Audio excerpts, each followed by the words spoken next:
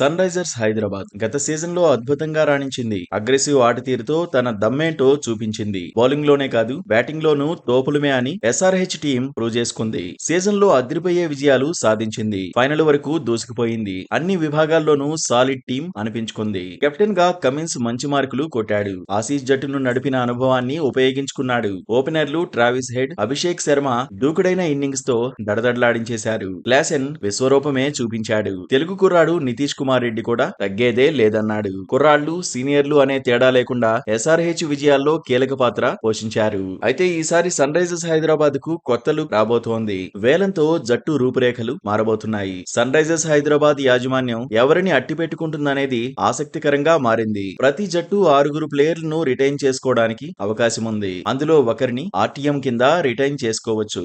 5 ఆటగాళ్లను నేరుగా అట్టి పెట్టుకోవచ్చు. రిటైన్ చేసుకున్న తొలి ప్లేయర్ కు 18 కోట్లు చెల్లించాలి. రెండో ప్లేయర్ కు 14 కోట్లు ఇవ్వాలి. మూడో ప్లేయర్ కు 11 కోట్లు చెల్లించాలి. నాలుగో ఆటగాడికి మళ్ళీ 18 కోట్లు ఇవ్వాలి. ఐదో ఆటగాడు 14 కోట్లు దక్కించుకుంటాడు. Sunrisers Hyderabad captain Cummins ను ఖచ్చితంగా రిటైన్ చేసుకునే అవకాశం ఉంది. గత మినీ వేలంలో కమిన్స్ భారీ ధర పలికాడు. వేలం చరిత్రలోనే అత్యధిక మొత్తం తీసుకున్న ప్లేయర్ల జాబితాలో రెండో స్థానంలో నిలిచాడు.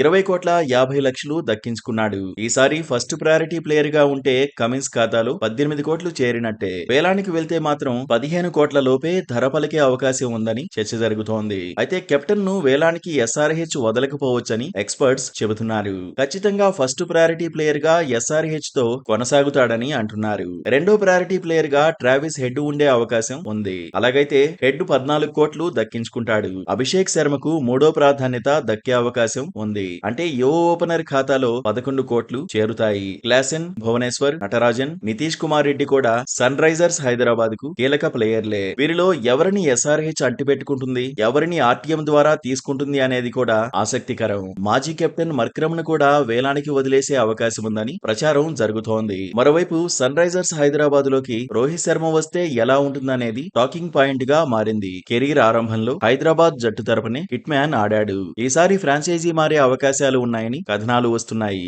దీంతో ఎస్ఆర్హెచ్ లోకి రోహిత్ వస్తే బాగుంటుందని కొందరు అభిమానులు చర్చించుకుంటున్నారు. మొత్తంగా ఈ నెల 31 లోపు ప్లేయర్ల రిటెన్షన్ పై క్లారిటీ రాబోతోంది.